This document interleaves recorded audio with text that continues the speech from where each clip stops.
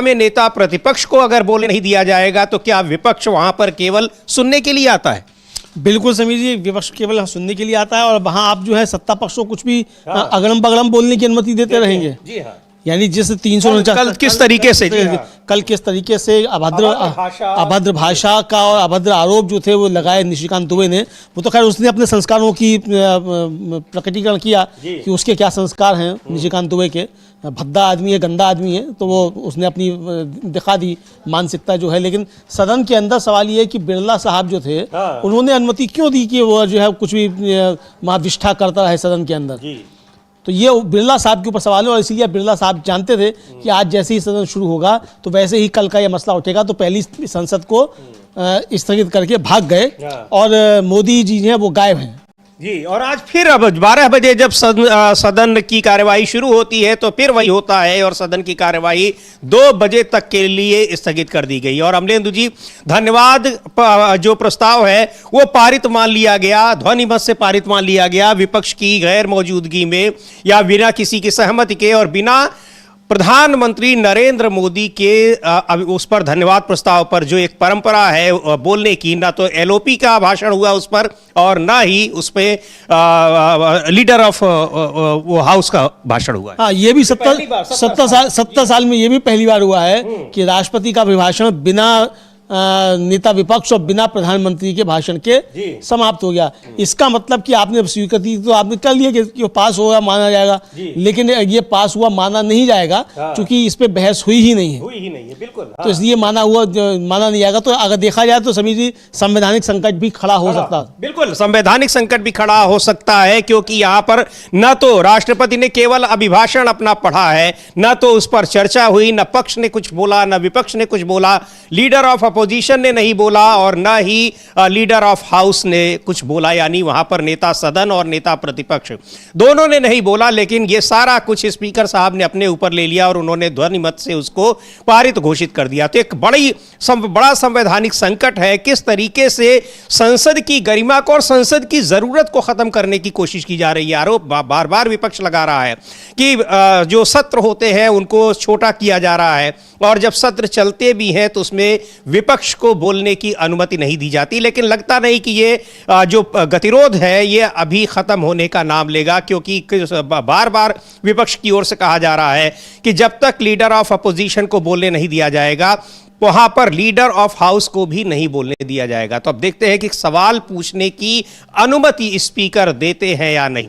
लेकिन इसको लेकर राज्यसभा में भी काफी गर्मा गर्मी रही। हालांकि वहां की कार्यवाही जरूर चल रही है, पर वहां भी क्या कुछ हुआ है और वहां पर राज्यसभा में कांग्रेस पार्टी के जो नेता हैं, नेता प्रतिपक्ष मल्लिकार्जुन खड़गे, उन्होंने सरकार पर कई आरोप लगाए और क्या कुछ हुआ उस कार्यवाही को भी देखते हैं और वहां किस तरीके से मंत्री लोग और क्या जो शिष्टता अशिष्टता, संसदीय भाषा और असंसदीय भाषा होती है, वहाँ वो क्या व्यवहार कर रहे हैं उसका भी एक दिखाई पड़ता है, नमूना वहाँ पर देखा जा सकता है। देखते हैं क्या हुआ राज्यसभा में आज और मल्लिकार्जुन खड़गे ने क्या कुछ कहा और उनको किस तरीके से रोकने की कोशिश की गई। सर देखिए, हम समझते हैं कि तुमसे भी ज्यादा समझते हैं। Let him say something, then leader of the house is here to respond. Why you are worried about? Sir, हम हाउस को डिस्टर्ब नहीं करना चाहते, लेकिन नहीं। You tell the truth ना? No, you are telling something against the truth. Sir, no. You tell the truth. Who disturbed? When Jairam Rameshji asked, सुनिए, yes, immediately I asked you to speak. All your people are coming and shouting. This is the democracy. अरे 4 दिन से वो house भी नहीं चल रहा, क्यों कि एलओपी को बोलने नहीं दे रहे। लेकिन हमारा कहना यह है कि दोनों हाउस मिलने के बाद ही पार्लियामेंट बनता है, एक हाउस से पार्लियामेंट नहीं बनता। ये दोनों स्तंभ है, ये दोनों स्तंभ है और दो जब स्तंभ होते हैं, एक को पैरालाइज करके आप अपने आप को छुपाने के लिए, अपने गलतियां छुपाने के लिए आप जो कर रहे हैं, किए हैं, इस देश को जो धोखा दे रहे हैं, देश की जो अपमान कर रहे हैं, उसके बारे में जब राहुल जी बोलते हैं तो आप लोगों को खुजली उठती है। नहीं, no Lok Sabha, what has happened in Lok Sabha should not be discussed here. इसीलिए you want to tell something, हम ये चाहते हैं कि बोलना दीजिए। और जी, यू आर आप वेरी मेरे को सिखाने वाले बोलो, आप मेरे के ऊपर युवराजी के बारे में बोलते हैं, आप रूल की बात करते हो, आप सब प्रोसीडिंग की बात करते हो। अरे वो प्रोसीडिंग वहां पर गलत हो रहा है। You are the elderly person, you know everything. Sir, and you know that Lok Sabha proceedings cannot be discussed in Rajya Sabha. But that you know very well. we don't want to. And you are again and We again don't saying want the to same see thing. that It's not Parliament correct. should be. Then I have to say Lok that Sabha nothing should be will go on closed record. and only Lok Sabha will You run. please be democratic. All those Even yesterday, all were talking. come Most from of you, the members of the Lok Sabha. opposition, they are telling Lok Sabha is different, Rajya Sabha is different. We should be allowed to. Why the minister has not made his statement in the Rajya Sabha? This was your question Lok Sabha में yesterday. जो Now you होता are telling है something वो else. Rajya Sabha में आता है। हर कानून, हर bill वहां से पास होने के बाद ही आता I है। lost. तो इसीलिए Now, okay, 1 minute. 1 minute. You can speak. वहां पर I will now ask the आप राहुल जी को बात leader of the करने के लिए House. आप नहीं दे रहे। Let him speak, then you can बहुत speak. गलत Yes. है। Let him Wrong speak, message and दिया जा you रहा can है speak, और please. देश के लिए Please भी take your seat. ये अच्छा नहीं। Please take your यही मैं कहूँगा। Now I have called the honorable leader of the House. तो ये राज्यसभा में भी गतिरोध बना हुआ है और वहाँ भी तमाम मुद्दों पर चर्चा की बात की जा रही है और वहाँ भी जिस तरीके से अमलेंदु जी सीनियर लीडर्स ने वहाँ व्यक्तिगत आक्षेप लगाया और राहुल गांधी के लिए जो बात कही है जेपी नड्डा ने और पार्टी के अध्यक्ष रह चुके हैं, केंद्रीय मंत्री हैं, सीनियर लीडर हैं और वो सारी बातें वहाँ जो व्हाट्सएप पर चलती रहती उस तरह की बातें वो लोग लाकर निकाल के सदन में रखते हैं और सदन की कार्यवाही में वो बातें हटाई भी नहीं जाती। हाँ, सदन की कार्रवाई से वो बातें हटाई भी नहीं जाती हैं समीर जी। और देखा जाए तो सदन में वो सब अब कल जो है पहले पूरे दिन भर वो निशिकांत दुबे की बेहूदियाँ जो हैं वो पहले पूरी चलने दी गई और उसके बाद रात को जाकर वो कुछ स्पंज किया गया उसमें से मामला। और आज आते ही ओम बिरला साहब जो ये नहीं कह रहे हैं कि वो निशिकांत दुबे ने कल बहुत ज़्यादा बेहूदगी की, उसको नहीं कुछ कह रहे हैं। सदन को शेरबंदगी जतानी लग जाइए, बता रहे हैं कि विपक्ष के सांसद जो थे वो सत्ता पक्ष के सांसदों की बेल की तरफ से, अरे बाहर से बैठ के वो गालियाँ देगा तो क्या विपक्ष के सांसद बैठे वो सुनते रहेंगे? नरेंद्र मोदी अगर वहां से गालियां बकने लग जाएं तो सांसद वहां बैठे हुए चुपचाप सुनते रहेंगे? तो ये इनको सदन चलाना आता नहीं है या फिर चलाना नहीं चाहते, दो में से एक बात है। या आप एकदम बिल्कुल बीजेपी के स्वयंसेवक की तरीके से काम कर रहे हैं। अरे होंगे आप स्वयंसेवक, आप हैं स्वयंसेवक, इसमें कोई दिक्कत नहीं है, लेकिन आप जिसमें आप चेयर पर तो उस चेयर की आप अनुरूप बिहेव कीजिए ना, उस चेयर के अनुसार आप अपना जो है वो कार्य निष्पादित कीजिए। लेकिन आप जो है वो स्वयं सेवक ही बने हुए हैं। बिल्कुल, इसको लेकर यही बहुत गहमा गहमी रही और गर्मा गर्म बहस हो रही थी और कह रहे हैं कि हाँ लोकसभा की बात ना करिए, लेकिन बिल्कुल सही बात कही खड़गे ने कि दोनों ही सदनों से मिलकर संसद बनती है। ऐसा नहीं है कि आप किसी एक को इग्नोर करेंगे और वहाँ लीडर ऑफ अपोजिशन को अगर बोलने नहीं दिया जा रहा है तो वो गंभीर मुद्दा है। खैर, इसको लेकर जयराम रमेश ने भी ट्वीट किया है और कहा भी है उन्होंने कि जब तक एलओपी को नहीं बोलने दिया जाएगा प्रधानमंत्री भी नहीं बोलने पाएंगे। बिल्कुल सही बात है, क्योंकि संसद एकालाप की जगह नहीं है, मंच नहीं है, वहां संवाद होता है और आप विपक्ष की बातों को नहीं सुनेंगे। विपक्ष कोई व्यक्तिगत तौर पर कोई नेता नहीं होते हैं सांसद, वो अपने यहाँ के 20 लाख 22 लाख 25 लाख जनता के प्रतिनिधि हुआ करते हैं और उनकी बातों को रखते हैं, उनको रिप्रेजेंट करते हैं केंद्र में, तो उनकी बातों को आप कैसे इग्नोर कर सकते हैं। सुनते हैं क्या कहा है जयराम रमेश ने और उन्होंने लिखा भी है, उसको लेकर ट्वीट किया है कि किस तरीके से जानबूझकर सरकार नहीं चलने दे रही है सदन और आरोप उसका बढ़ा जा रहा है विपक्ष के ऊपर। सुनते हैं जयराम रमेश को क्या कह रहे हैं। 3 दिन से लगातार नेता प्रतिपक्ष राहुल गांधी जी को बोलने से रोका जा रहा, वो अपना भाषण खत्म नहीं कर पा रहे हैं। शुरुआत हुई है पर उनको जानबूझकर रोका जा रहा है क्योंकि वो बड़े महत्वपूर्ण संवेदनशील मामले उठा रहे हैं, देश से सुरक्षा से जुड़ा हुआ है। तो इन सब मुद्दों को लेकर आज हमारी कांग्रेस पार्टी की बैठक हुई लोकसभा और राज्यसभा में, जो हमारे वो लीडर है, और कल 10 बजे विपक्ष पार्टियों के सारे विपक्ष पार्टियों के नेता, फ्लोर लीडर्स, लोकसभा और राज्यसभा के खड़गे जी के कमरे में मिलेंगे नए पार्लियामेंट बिल्डिंग में, और ये तय करेंगे कि अगले कुछ दिनों में क्या रणनीति क्या होगी। पर जिस तरीके से जबरदस्ती रोका जा रहा है नेता प्रतिपक्ष को, ये हम बर्दाश्त नहीं कर पाते हैं। और हमारे जो पूर्व प्रधानमंत्री हैं, जवाहरलाल नेहरू, इंदिरा गांधी, राजीव गांधी, सभी पर अपमानजनक बातें कही जा रही हैं बीजेपी सांसदों से के द्वारा, उनका भी हम पूरा खंडन करते हैं और हम चाहते हैं कि उनके खिलाफ कार्रवाई की जाए।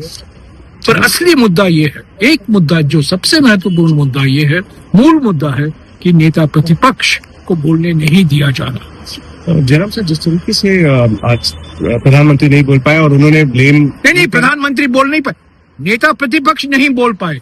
प्रधानमंत्री तभी बोलेंगे जब नेता प्रतिपक्ष बोलेंगे। अगर नेता प्रतिपक्ष नहीं बोल सकते तो डिबेट का क्या मायने? प्रधानमंत्री तो डिबेट का जवाब देते हैं ना। तो शुरुआत तो नेता प्रतिपक्ष करते हैं। जब डिबेट ही नहीं हुआ तो प्रधानमंत्री क्या सवाल देंगे? हालांकि हम जानते हैं कि प्रधानमंत्री चुनावी भाषण करेंगे, हमेशा 11 साल से वही करते आ रहे हैं। कांग्रेस का बदनाम करेंगे, पंडित नेहरू का बदनाम करेंगे, कांग्रेस नेतृत्व का बदनाम करेंगे, वो सब हम लोग जानते हैं। पर डिबेट औपचारिकता तो है ना। नेता प्रतिपक्ष शुरुआत करते हैं, समाप्त करते हैं, 40 मिनट बोलते हैं। राहुल जी तो 25 मिनट तक बोलते हैं, उनको बोलने ही नहीं दिया गया है 3 दिन से। तो ये बड़ी महत्वपूर्ण बात कही कि नेता सदन, प्रधानमंत्री को बोलने क्या नहीं दिया गया। जब बहस ही नहीं हुई तो बहस का ही तो जवाब देना होता है उसमें, और खैर आए भी नहीं वो वहाँ। हाँ, आए भी नहीं, और जाहिर सी बात है कि बहस का जवाब ही जो है वो देना होता है, और बहस का जवाब दिया भी नहीं गया। तो जब बहस शुरू ही नहीं हुई तो जवाब प्रधानमंत्री कहाँ से देंगे? यही बात जयराम रमेश कह रहे हैं, और साफ कह रहे हैं कि अगर राहुल गांधी नहीं बोलेंगे तो प्रधानमंत्री भी नहीं बोलेंगे, क्योंकि जवाब तभी आप देंगे जवाब नेता विपक्ष को सुनेंगे। नेता विपक्ष के सवालों के आपको जवाब देने होते हैं। तो वो आप विपक्ष के दूसरे सांसदों ने भी मना कर दिया कि जब एलओपी नहीं बोल रहे हैं तो हम क्या बोलेंगे, और जरूरी मुद्दे वो उठा रहे हैं उसमें उनको बोलने दिया जाए। हमने जब पहले दिन की बहस को देखा था, जब अखिलेश यादव का नाम लिया गया उस स्पीकर ने, तो उन्होंने मना कर दिया, और उसके बाद भी दूसरे नेताओं के नाम अगले दिन जब लिए गए विपक्ष के, उन लोगों ने भी मना कर दिया। तो ये एक बहुत ही गंभीर मुद्दा बन गया है, और विपक्ष का आरोप है कि जरूरी मुद्दों पर चर्चा करने से भाग रही है सरकार। और ये कहा जा रहा था कि आज कल के लिए कि प्रधानमंत्री 5 बजे उनका समय निर्धारित था, लेकिन उसके पहले ही सदन की कार्यवाही स्थगित कर दी गई। और लेकिन आज बैठक हुई है विपक्ष के नेताओं की, और जो जयराम रमेश कह भी रहे थे कि ये बैठक होनी है, उसकी आप विजुअल्स ये देख सकते हैं। राहुल गांधी हैं, मल्लिकार्जुन खड़गे और विपक्ष के तमाम पार्टियों के सांसद हैं, यहाँ पर बैठक हुई है। ये एक बहुत ही महत्वपूर्ण बात है अमलेंदु जी की इस मुद्दे पर पूरा विपक्ष एक साथ, इस मुद्दे पर क्या हम लोग पिछले कई बार से देख रहे हैं कि लगातार हर मुद्दे पर विपक्ष अपनी एकजुटता का प्रदर्शन कर रहा है, संसद में भी और संसद के बाहर भी। हाँ, बिल्कुल, विपक्ष पूरी तरीके से एकजुट है, संसद के बाहर भी और संसद के अंदर भी, और तमाम मुद्दों पर एकजुट है। SIR को लेकर जिस तरीके से सांसदों ने प्रदर्शन किया, और 70 सालों में पहली बार हुआ कि सारे विपक्ष के सांसद लोकसभा और राज्यसभा के एक साथ गिरफ्तार कर ली गई, ये भी 70 सालों में पहली बार हुआ। तो यहाँ तक स्थिति आई तो पूरा विपक्ष जो है वो किस तरीके से एकजुट नजर आया। और इसी तरीके से कल राहुल गांधी के मसले पर भी, कल भी और परसों भी, दोनों दिन जबरदस्त तरीके से विपक्ष ने अपनी एकजुटता दिखाई और सत्ता पक्ष को बैकफुट पर भेज दिया, और इतना बैकफुट पर भेजा कि मोदी जी जो है वो सदन के अंदर आने की हिम्मत जुटा नहीं सके, और अभी भी सदन के अंदर आने की हिम्मत नहीं जुटा पा रहे हैं। बिल्कुल, और कहा वहां पर विपक्षी सांसद भी कह रहे हैं कि हम भी उस उम्मीद में थे कि प्रधानमंत्री आएंगे और कुछ बोलेंगे, लेकिन प्रधानमंत्री नहीं आ पाए। सुनते हैं डिंपल यादव, समाजवादी पार्टी की सांसद हैं, क्या कह रही हैं प्रधानमंत्री के ना आने पर, ना बोलने पर, और संसद में जो कुछ हो रहा है उस पर। एक्सपेक्ट कर रहे थे कि प्राइम मिनिस्टर आएंगे और सदन में बोलेंगे, क्योंकि हमारे पास भी कुछ मुद्दे थे। क्योंकि बनारस में जो किस तरह से मरने करने का घाट को जो ध्वस्त किया गया है बुलडोजर चला के, और जिस तरह अहिल्याबाई होलकर जी की प्रतिमा को खंडित किया गया, तो हमें अपनी बात भी कहनी थी प्राइम मिनिस्टर से। तो हम उम्मीद कर रहे थे वो आएंगे, लेकिन वो संसद में नहीं मौजूद रहे। तो कई मुद्दे हैं जिन पर हम चाह रहे थे कि प्रधानमंत्री जवाब देंगे, लेकिन नहीं आएंगे। मणिकर्णिका घाट का मुद्दा भी बहुत जोर शोर से समाजवादी पार्टी उठा रही है, अमलेंदु जी, और उसको लेकर संसद के परिसर में भी प्रदर्शन किया है समाजवादी पार्टी ने। लेकिन वहां ये जो जरूरी मुद्दे हैं, सबसे ज्यादा जो खास तौर पर जिस तरह से अमेरिका के साथ भारत की ट्रेड डील हो रही है और जिस तरीके से चीन के साथ जो मुद्दा है, जो जनरल नरावणे की किताब का मुद्दा है जो राहुल गांधी ने उठाया था, उन सारे मुद्दों पर बोलने के लिए विपक्ष के पास कुछ है नहीं। कैसे उसका बचाव किया जाए इस कोशिश में, तो उसका तरीका यही है कि सदन की कार्यवाही चलने ही न दी जाए। बिल्कुल बिल्कुल, इसका तरीका यही है कि सदन की कार्रवाई चलने नहीं दी जाए और सदन की कार्रवाई जो है वो बार बार बाधित की जा रही है। सबसे बड़ी बात यह है कि सत्ता पक्ष जो है खुद सदन की कार्रवाई बाधित कर रहा है। कल प्रियंका गांधी ने भी यही कहा था कि सरकार खुद नहीं चाहती कि सदन चले और इसीलिए उसके नेता जो है, यहाँ तक कि संसदीय कार्य मंत्री जो वो खुद व्यवधान पैदा करते हैं। मणिक्कम टैगोर हैं कांग्रेस के सांसद, उन्होंने भी साफ तौर पर यह कहा है कि सरकार जो है वो खुद नहीं चाहती कि सदन चले और सरकार ही सदन को बाधित कर रही है। तो सुनते हैं मणिक्कम टैगोर को क्या कह रहे हैं।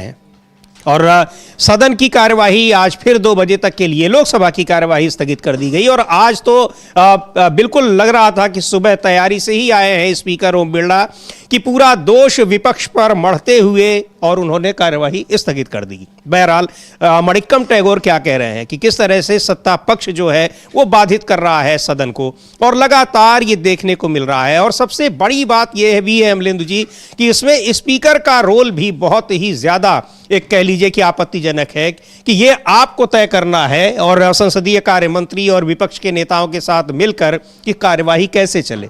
रोज रोज स्थगित कर देना कोई तरीका नहीं होता है। बहरहाल मणिक्कम टैगोर क्या कह रहे हैं उनको सुनते हैं। PM didn't speak. Do you believe he will speak in Parliament on Rajya Sabha today? We know that they blocked the leader of opposition. Opposition voice Rahul Gandhi ji was not allowed to speak, and now they are unable to speak. The Prime Minister is unable to speak in Lok Sabha. The way the ruling party, particularly the Parliamentary Affairs Minister, is blocking in an organized way the leader of opposition. Now it is getting reaction, and we need to understand that people are watching, and this government's mishandling of the Parliament, particularly the presidential address, will be remembered in history, because if Prime Minister Modi is not speaking in Lok Sabha, he will be the first Prime Minister who would not have spoken in Lok Sabha on the motion to thank the Honorable President. This is very it shows the fear mentality of our Prime Minister, why he is afraid to come to Lok Sabha. तो ये किस तरीके से संसद को बाधित करने का काम सत्ता पक्ष कर रहा है और खुद सीधे सीधे आरोप लगा रहे हैं मणिक्कम टैगोर की संसदीय कार्य मंत्री खुद जो है व्यवधान उत्पन्न करते हैं, वो बार बार उठकर खड़े होते हैं और लगातार वो दिखाई भी पड़ता है। कह रहे हैं मणिक्कम टैगोर कि जिस तरह से सत्ताधारी पार्टी खासकर केंद्रीय संसदीय कार्य मंत्री विपक्ष के नेता राहुल गांधी को संगठित तरीके से रोक रहे हैं, हम सत्ता पक्ष द्वारा संसद को गलत तरीके से हैंडल करते हुए देख रहे हैं। अगर पीएम मोदी राष्ट्रपति के अभिभाषण पर धन्यवाद प्रस्ताव पर लोकसभा में नहीं बोलते हैं तो ऐसा करने वाले पहले पीएम होंगे। पीएम लोकसभा से क्यों भाग रहे हैं? तो पहले पीएम अब वो बन गए, रिकॉर्ड उन्होंने आज बना ही दिया। अमलेंदु जी बिल्कुल बनाई दिया। 70 सालों में ये भी पहली बार है कि प्रधानमंत्री संसद से भाग गए और राष्ट्रपति के अभिभाषण पर बहस का जवाब नहीं दिया, बहस शुरू ही नहीं हो पाई। तो ये 70 सालों में ये भी रिकॉर्ड प्रधानमंत्री ने नरेंद्र मोदी ने अपने नाम कर लिया है। तो बहुत रिकॉर्डधारी हैं, गिनीज बुक ऑफ लिम्का क्या वर्ल्ड रिकॉर्ड्स, उसमें उनका नाम आना चाहिए। 70 सालों में कितने रिकॉर्ड नरेंद्र मोदी ने बनाए हैं, उनमें एक रिकॉर्ड ये भी जुड़ गया कि 70 सालों में ऐसा पहली बार कि राष्ट्रपति के अभिभाषण पर प्रधानमंत्री बिना जवाब दिए हुए विपक्ष का सदन से भाग गए। तो ये जो कहा जाता है, एक बार मुझे याद है कि अमित शाह ने एक सवाल के जवाब में, सवाल भी मेरा ही था एक प्रेस कॉन्फ्रेंस में, कि सबसे बड़ी उपलब्धि के रूप में आप क्या देखते हैं, तो उन्होंने कहा कि हमने बोलने वाला प्रधानमंत्री दिया है। हाँ। लेकिन ये बोलने वाला प्रधानमंत्री वो है जो संसद में नहीं बोलता है और संसद में बुलवाने के लिए उनके खिलाफ अविश्वास प्रस्ताव लाना पड़ता है। हाँ, संसद में बोलने के लिए अविश्वास प्रस्ताव लाना पड़ता है। और 70 सालों में ऐसे पहले प्रधानमंत्री भी नरेंद्र मोदी जो सबसे कम जो है सदन में पहुंचे हैं। जी हाँ, सबसे कम सदन में पहुंचे 70 सालों में। ये भी है, पता नहीं 18 घंटे काम कौन सा करता है अगला बंदा, भाई समझ में नहीं आता। संसद में तुम नहीं जाते, पीएमओ में तुम नहीं जाते, पीएमओ में जाते हो तो मीडिया में जो है ब्रेकिंग आने लगती है कि प्रधानमंत्री पीएमओ पहुंचे। तो भाई तुम 18 घंटे काम क्या करते हो? लेकिन जो पार्टी की ओर से जो बोलने वाले नेता भेजे भी जाते हैं अमलेंदु जी, वो क्या बोलते हैं और किस तरीके से, जो कल जिस तरह निशिकांत दुबे ने बातें बोली हैं, जिसको लेकर जयराम रमेश भी अभी कह रहे थे कि सारी बातों को हम खारिज करते हैं और कहां से उठा कर ले आते हैं। समाजवादी पार्टी के सांसद हैं फैजाबाद से अवधेश प्रसाद, वो भी कह रहे हैं कि इन बेमतलब की बातों के लिए संसद नहीं है, महत्वपूर्ण मुद्दों पर विपक्ष चर्चा चाहता है और बीजेपी के लोग यहां वाहियात बातें लेकर चले आते हैं। सुनते हैं अवधेश प्रसाद क्या कह रहे हैं। देखिए, गांधी नेहरू का इतिहास तो जग जाहिर है, लेकिन भारतीय जनता पार्टी का इतिहास भी लोगों के सामने है। तो इस तरह के वार्तालाप में, इस तरह के आचरण में आज देश के सामने बड़ी बड़ी समस्याएं हैं। हमारे देश में करोड़ों नौजवान हैं, पढ़े लिखे बेकार हैं, हमें उस पर चर्चा करनी चाहिए। आज किसान तबाह है, बर्बाद है, उसको उठाने के लिए चर्चा करनी चाहिए। आज चीन ने हमारी जमीन पर कब्जा कर लिया, उस पर सोचना चाहिए। इस तरह की बातें देश के सामने आनी चाहिए और किसका कौन सा इतिहास रहा, किसने क्या किया है, अब भारतीय जनता पार्टी क्या करना चाहती है, उसको देश के सामने अपनी बातें रखनी चाहिए। तो संसद जरूरी मुद्दों पर चर्चा के लिए होती है। संसद इतिहास की पढ़ाई के लिए क्लासरूम की किताब और व्हाट्सएप की में जो कुछ लिख कर आ रहा है उनको वहां किताब के रूप में पढ़ने के लिए वो जगह नहीं है। बहुत ही बहुमूल्य समय होता है संसद का। आखिर संसद का समय क्यों जाया हो रहा है? और संसद में हो भी क्या रहा है? केवल स्पीकर बोल रहे हैं और स्पीकर के बोलने के बाद कार्यवाही स्थगित हो जा रही है। एक बार फिर देखते हैं सुबह 11 बजे कैसे स्थगित हुई और उसके बाद जो 11 बजे हम लोगों ने देखा, लेकिन 1 घंटे बाद जब फिर से सदन शुरू होती है लोकसभा की कार्यवाही, उसके बाद क्या होता है कि वो ध्वनिमत से पारित कर दिया जाता है। फिर तो संसद में सांसदों के आने की जरूरत भी नहीं है। अब सारी चीजें जब ध्वनिमत से ही पारित हो जा रही हैं तो फिर क्या जरूरत रह जाती है? एक बार देखते हैं। और बहुत ही ये लोकतांत्रिक व्यवस्था के लिए एक खतरनाक संकेत है जिस तरह से संसद की कार्यवाही चल रही है। देखते हैं 12 बजे किस तरीके से स्थगित हुई है लोकसभा की कार्यवाही। माननीय अध्यक्ष जी,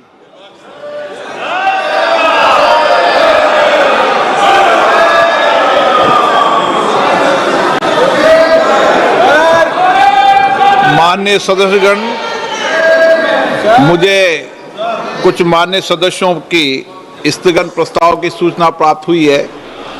मैंने आज किसी भी स्थगन प्रस्ताव की सूचना की अनुमति प्रदान नहीं की गई है। सभा पटल पर रखे जाने वाले पत्र item number 2 Shripad Yesso Naik,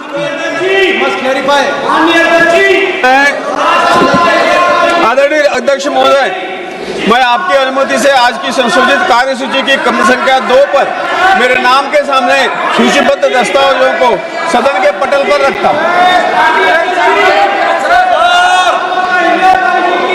item number 3 Shri L Murugan. Speaker sir, with your kind permission, on behalf of my colleague Sushri Shobha Karandaleji, I rise to lay on the table of the House the papers mentioned of serial number 3 of today's revised list of business put in the Ministry of Micro, Small and Medium Enterprises. Thank you. Item number 4 Shri L Murugan. Respected Speaker sir, with your kind permission, on behalf of my colleague Shri Tokan Sagu, I rise to lay on the table of the House the papers mentioned at serial number 4 of today's revised list of business. Thank you. Item number 5 Shri Suresh Gopi. Respected Speaker sir, with your permission, I rise to make the statement in the House listed against my name on serial number 5 in today's revised list of business regarding the status of implementation of the recommendations contained in the 5th report of the Standing Committee on Petroleum and Natural Gas 2024-2025 on action taken by the government on the recommendations, observations contained in the 23rd report of the Committee 2023-24 on review to the Ministry of Petroleum and Natural Gas, this may please be considered as read. Thank you. सदन में तख्तियां लेके आओगे और banner लेके आओगे तो सदन में बोलने नहीं दिया जाएगा। माननीय सदस्यगण, धन्यवाद प्रस्ताव पर सदस्यों ने अनेक संशोधन प्रस्तुत किए गए हैं। अब मैं सभी संशोधनों को एक साथ सभा के मतदान के लिए रखता हूं। प्रश्न ये कि माननीय सदस्यों द्वारा प्रस्तुत सभी संशोधनों को स्वीकृत किया जाए। जो सदस्य इसके पक्ष में हाँ गए, जो सदस्य विरोध में ना गए, मेरे विचार में निर्णय ना वालों के पक्ष हुआ, ना वालों के पक्ष में हुआ, सभी संशोधन अस्वीकृत हुए। अब मैं राष्ट्रपति अभिभाषण पर धन्यवाद प्रस्ताव को सभा के मतदान के लिए रखता हूं। प्रश्न ये कि राष्ट्रपति की सेवा में निम्नलिखित शब्दों में एक समावेदन प्रस्तुत किया जाए कि सत्र में समवेत लोकसभा के सदस्य राष्ट्रपति के उस अभिभाषण को जो उन्होंने 28 जनवरी 2024 को एक साथ समवेत संसद की दोनों सभाओं के समक्ष देने की कृपा की है, उनके प्रति हम अत्यंत आभारी हैं। जो सदस्य इसके पक्ष में हाँ गए, सदस्य विरोध में ना गए, मेरे विचार में निर्णय हाँ वालों के पक्ष हुआ, निर्णय हाँ वालों के पक्ष हुआ, प्रस्ताव स्वीकृत हुआ। मैं माननीय सदस्यों से आग्रह करता हूं कि वह सभागृह की मर्यादा को बनाए रखें, बैनर, तख्तियां, नारेबाजी न करें, आप सदन को चलने दें। बजट पर, महत्वपूर्ण बजट पर चर्चा होगी, सबको अपने विचार व्यक्त करने का अवसर मिलेगा। आप सदन नहीं चलाना चाहते, नारेबाजी करना चाहते हैं, सभागृह का अपमान करना चाहते हैं, सभा की कार्रवाई आज 2 बजे तक के लिए स्थगित की जाती है। तो ये हम लोगों ने उस पूरी प्रक्रिया को दिखा भी दिया अमलेंदु जी, कितनी बेहतर तरीके से उन्होंने वोटिंग भी करा ली 10-20 सेकंड 30 सेकंड के भीतर, और उसके बाद घोषित भी कर दिया कि इसमें जो उसका प्रस्ताव पर जो समर्थन करने वाले हैं उनकी संख्या ज़्यादा है, और उस प्रस्ताव को ध्वनिमत से पारित भी कर दिया। हाँ, मतलब हाँ की आवाज़ तो आई मगर ना की तो कोई आवाज़ आई नहीं। हाँ। तो फिर ये क्या, तो फिर बहुमत से क्यों, फिर सर्वसम्मति कहिए, फिर बिल्कुल सर्वसम्मति तो कहा नहीं, बहुमत से कह दिया। तो बहुमत से कैसे हो जाएगा? अगर ना की कोई आवाज़ नहीं आई तो कैसे हो गया? इसी तरीके से कल एक बड़ा अच्छा ज्ञान दिया था बिरला साहब ने। उन्होंने बताया ये उच्च सदन है, ये उच्च सदन है। तो अब अगर हमारा स्पीकर जो लोकसभा को बताया कि लोकसभा को ये उच्च सदन है, तो आप समझ लीजिए संसदीय परंपराओं का, संसदीय कानूनों का कितना ज्ञान है।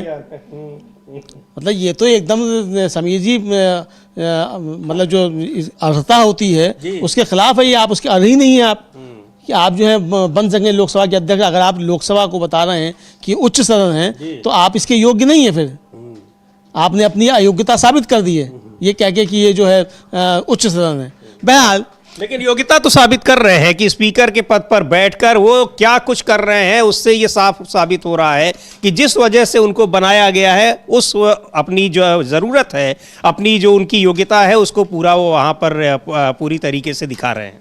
हाँ, उसे अपनी पूरी तरीके से दिखा रहे हैं कि जो जिस काम के लिए उनको बनाया है मोदी जी ने, तो मोदी जी का काम पूरी ईमानदारी के साथ कर रहे हैं, इसमें कोई शक नहीं है।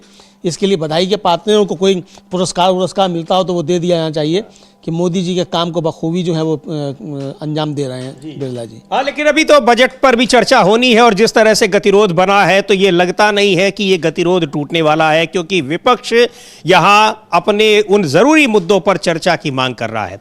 समाजवादी पार्टी के ही सांसद हैं राजीव राय, क्या कुछ कह रहे हैं और किस तरीके से ये संसदीय गरिमा को तार तार करने की कोशिश हो रही है। जो आरोप विपक्ष लगा रहा है कि प्रधानमंत्री और एलओपी बोल भी नहीं रहे हैं और राष्ट्रपति के अभिभाषण प्रस्ताव को ध्वनिमत से पारित मान लिया जा रहा है। सुनते हैं राजीव राय को क्या कह रहे हैं। प्रधानमंत्री तो आए नहीं थे, हाउस एडजर्न कर दिया गया था।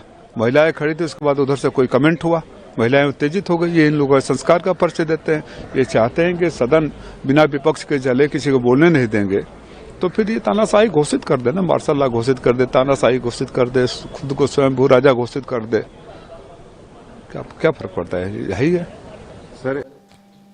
तो ये यहाँ क्या कुछ हो रहा है, लेकिन बहुत गंभीर बात कर रहे हैं अमलेंदु जी। कल जब वहाँ पर महिला सांसद वो वहाँ पर ट्रेजरी बेंच पर जाकर वो नारेबाजी कर रही थी और प्रधानमंत्री के वक्तव्य की मांग कर रही थी, तो कह रहे हैं राजीव राय, चूंकि वो मेंबर है, वो भी उस समय वहाँ पर रहे थे, और वो कह रहे हैं कि जो टिप्पणियां की गई महिलाओं के खिलाफ, बड़ी अभद्र टिप्पणियां की गई। हाँ, ये बता रहे हैं कि बहुत अभद्र टिप्पणियां की गई हैं और सत्ता पक्ष के सांसदों द्वारा की गई हैं। हाँ। तो यानी पूरा असली चाल चरित्र चेहरा जो है भारतीय जनता पार्टी ने वो अपना दिखा दिया है कि ये कितने निम्न स्तर के लोग जो हैं वो पहुंचे हुए हैं, और जो भारतीय जनता पार्टी को लोग वोट देते हैं, ये उनको सोचने का काम है कि आपने किन निम्न स्तरीय लोगों को आपने वोट देकर के संसद में पहुंचाया है।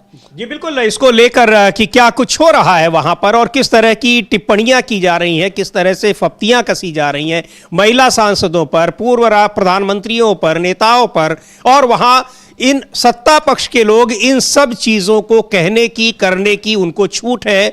स्पीकर ने किसी के खिलाफ कोई संज्ञान नहीं लिया है। यहां विपक्ष मांग कर रहा है कि जरूरी मुद्दों पर चर्चा हो, तो विपक्ष के 8 सांसदों को एक झटके में निलंबित कर दिया जाता है। एक बार सुनते हैं अजय राय क्या कह रहे हैं, क्यों सरकार भाग रही है और क्यों सदन की कार्यवाही को नहीं चलने देना चाहती है। अजय राय उत्तर प्रदेश में कांग्रेस पार्टी के अध्यक्ष हैं, प्रदेश अध्यक्ष, और प्रधानमंत्री नरेंद्र मोदी के खिलाफ उन्होंने वाराणसी से चुनाव लड़ा था और उनका दावा है कि वो चुनाव जीत गए थे, लेकिन प्रशासन ने बेईमानी से और वोट चोरी से उनको हरा दिया। बहरहाल इस मुद्दे पर क्या कह रहे हैं उनको सुनते हैं।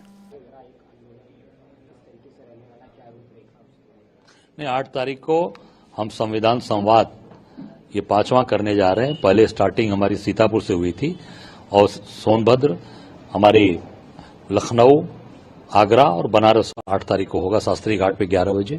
और संविधान की रक्षा करने के लिए, संविधान को ताकत देने के लिए, संविधान को जो सरकार पूरी तरीके से ध्वस्त कर रही है, हमारे नेता आदरणीय राहुल गांधी जी को ये नेता प्रतिपक्ष होने के बाद भी नहीं बोलने दे रहे हैं लोकसभा में, ये सारी बातें मजबूती से 8 तारीख को उठेंगी।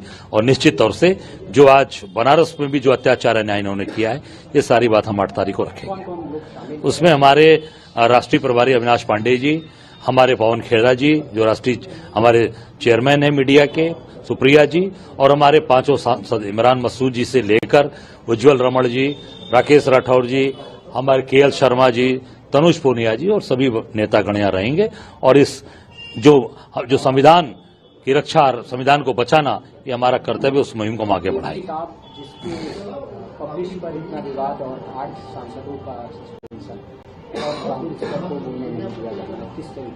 नहीं, देखिए, जो जनरल आर्मी के जनरल जो सेना के अंदर उन्होंने पूरा जीवन लगाया, उन्होंने देश हित के लिए वो किताब लिखी है, राष्ट्र हित के लिए लिखी है।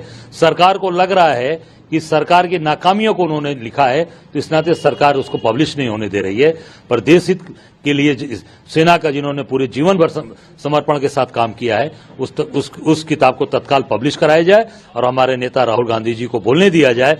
जनरल नरवाणे की जो वो बात कहना चाहते हैं, किताब का अंश बोलना चाहते हैं, उसको बोलने पूरा देश सुनना चाहता है, पूरा देश जानना चाहता है। तत्काल हमारे नेता राहुल गांधी जी को बोलने दिया जाए और उस किताब को पब्लिश कराया जाए। 8 सांसदों को भी उनका भी सस्पेंशन निरस्त हो और उनको तत्काल, उनको सम्मान से वहां उनको यथाचित स्थान मिले।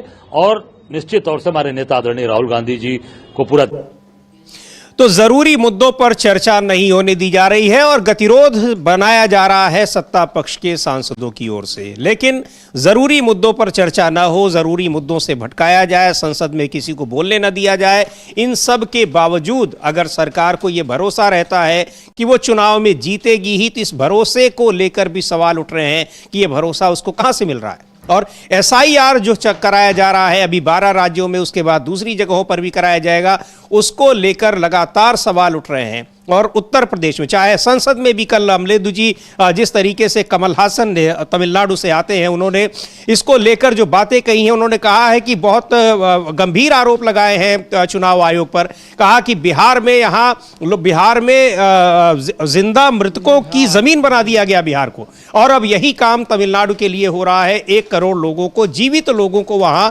मुर्दा घोषित करने की कोशिश की जा रही है, जो हम नहीं होने देंगे, और यह काम कर रहा है चुनाव आयोग। समाजवादी पार्टी के अध्यक्ष हैं अखिलेश यादव, लंबा ट्वीट उन्होंने किया है और उन्होंने एक बीएलओ के बयान को भी उसमें टैग किया हुआ है कि किस तरह बीएलओस पर दबाव डाला जा रहा है कि एक खास मतदाता वर्ग को आप मतदाता सूची से हटाइए, उनके लिए आप फॉर्म 7 भरिए। लिख रहे हैं कि माननीय सर्वोच्च न्यायालय तत्काल संज्ञान ले, क्योंकि और किसी से उम्मीद नहीं बची है। भाजपा और उनके सहयोगी अपराधियों की तरह पेश आ रहे हैं। उत्तर प्रदेश के बीएलओ को प्रताड़ित करके, दबाव बनाकर, धमकाकर पीडीए समाज, खासतौर से अल्पसंख्यक समुदाय का वोट फर्जी दस्तावेजों के आधार पर काटने की साजिश कर रहे हैं। एसआईआर में फॉर्म 7 के दुरुपयोग को तुरंत रोका जाए और हर वोटर के मत देने के संवैधानिक अधिकार की रक्षा की जाए। बीएलओ से जबरदस्ती कर रहे अपराधियों के विरुद्ध एफआईआर लिखवाई जाए और फास्ट ट्रैक कोर्ट में सुनवाई हो। जब तक वैध व्यवस्था न बन जाए, फॉर्म 7 का इस्तेमाल प्रतिबंधित किया जाए और अब तक जो फॉर्म 7 जमा हुए हैं उन सब को रद्द निरस्त किया जाए। दावा आपत्ति की गतिविधियों पर तत्काल रोक लगाई जाए। देश की जनता के वोट काटने के षड्यंत्र के पीछे कौन सी देश विरोधी ताकतें सक्रिय हैं, इसकी न्यायिक जांच हो। देश के ईमानदार पत्रकार और अधिकारी सामने आएं और देश विरोधी ताकतों से लड़ने में हमारा साथ दें।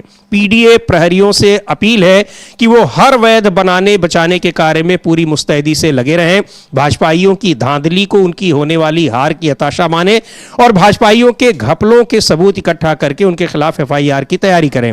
सच तो यह है कि जैसे जैसे पीडीए परिवार बढ़ रहा है, वैसे वैसे भाजपाई डर रहा है। और इन्होंने एक बीएलए का जो एक बयान है उसको भी टैग किया है, बीएलओ का, उसको सुनते हैं क्या वो कह रहे हैं।